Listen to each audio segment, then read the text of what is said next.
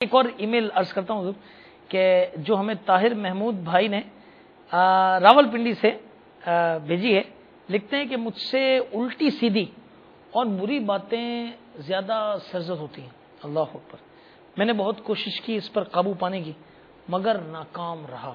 برائے کرم مجھے اس کا کوئی آسان سا حل بتائیے۔ اللہ عز و جل مجھے ایمان کی سلامتی عطا فرمائے۔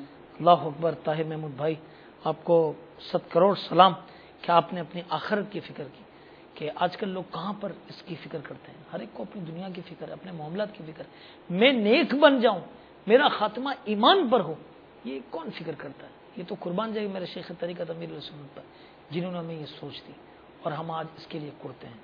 تو کیا فرماتے ہیں حضرت، کیا کریں اگر یہ الٹی سیدھی باتوں کی عادت، گندی باتوں کی عادت نہ جاتی ہو تو؟ اللہ تبارک و تعالی ہمارے محمود بھائی کو اور ہم سب کو آمین آمین شیطان کے چنگل سے نجات بخشے اور آمین۔ ایمان کو قوت عطا فرمائے۔ آمین۔ جس کی گندی باتوں کی عادت نہ جاتی ہو تو اسے چاہیے کہ وہ 90 بار جی یا حمیدو یا حمیدو یا حمیدو 90 بار پڑھ کر کسی خالی پیالے یا کسی گلاس میں دم کر دیں، ٹھیک، اور حسب ضرورت اس میں پانی پیا کرے تو انشاءاللہ عز و جل اس کی برکت سے فحش گوئی کی عادت اور بری عادتیں سب نکل جائیں گی انشاءاللہ۔ اس میں بھرا ہوا گلاس مراد نہیں ہے، بلکہ کسی خالی پیالہ یا خالی گلاس، تو اسے پڑھ کر دم کر کے رکھ لیں، اور جب بھی پیاس لگے تو اس میں پانی ڈال کر پی لیں تو انشاءاللہ عز و جل اس کی برکت سے فحش گوئی کی عادت ہی نکل جائے گی۔ صحیح۔ مزید میرے شیخ طریقت امیر اہل سنت دامت برکاتہم العالیہ نے اپنی مایا ناز تصنیف گھریلو علاج میں بد زبانی کا علاج تحریر فرمایا ہے۔ صحیح۔ چنانچہ آپ فرماتے ہیں کہ جو بے تکی باتیں کر کے، غصہ کر کے یا جھاڑ کر لوگوں کا دل دکھا بیٹھتا ہو، لوگوں کی دل آزاریاں کر بیٹھتا ہو، کسی کو تکلیف پہنچا دی، کسی کو دکھ دے دیا، کسی کو درد دے دیا، تو اسے چاہیے کہ وہ روزانہ 100 بار استغفار کی کثرت کریں۔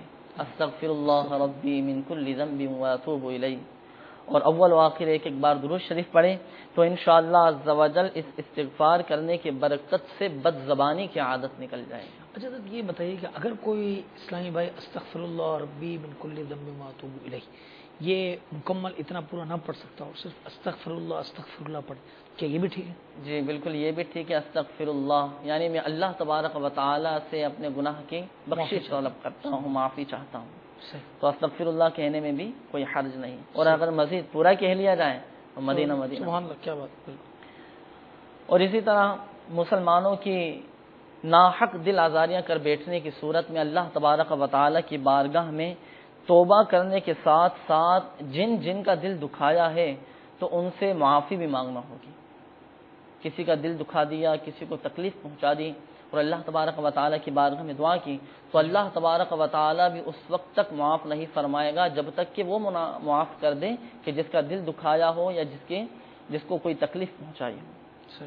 حضرت سیدنا حذیفہ رضی اللہ تعالی عنہ نے بارگاہ رسالت مآب صلی اللہ تعالی علیہ وآلہ وسلم میں زبان کی تیزی کی شکایت کی، تو حضور علیہ الصلوۃ والسلام نے ارشاد فرمایا کہ تم استغفار کو لازم کیوں نہیں کر لیتے؟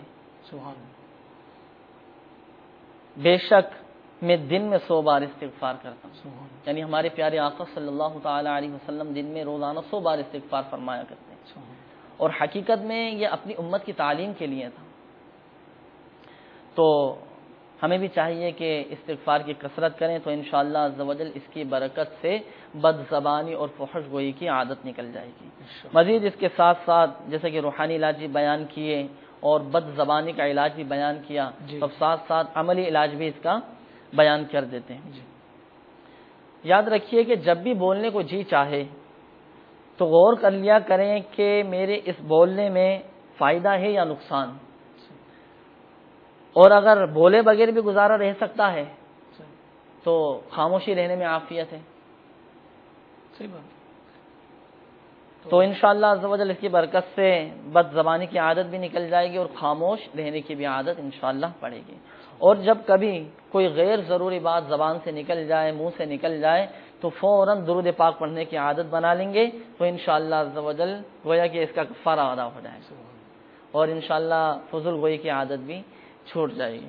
تو ہمارے یہ طاہر محمود بھائی جنہوں نے ہمیں ای میل کی، تو ان کو چاہیے کہ یہ جو روحانی علاج بیان کیا یا حمیدو 90 بار کسی خالی پیالے پر دم کر کے، خالی گلاس پر دم کر کے اور اس میں حسب ضرورت پانی ڈال کر پئیں، انشاءاللہ عز و جل فحش گوئی کی عادتیں نکلیں گی اور بری عادتیں بھی انشاءاللہ سے نکل جائیں گی انشاءاللہ۔ طاہر محمود بھائی ماشاءاللہ آپ نے اپنی آخرت کے حوالے سے فکر کی، اللہ تعالیٰ آپ کو اس کی برکت عطا فرمائے، ان علاج پر عمل کیجیے گا، انشاءاللہ بہت فائدہ ہوگا۔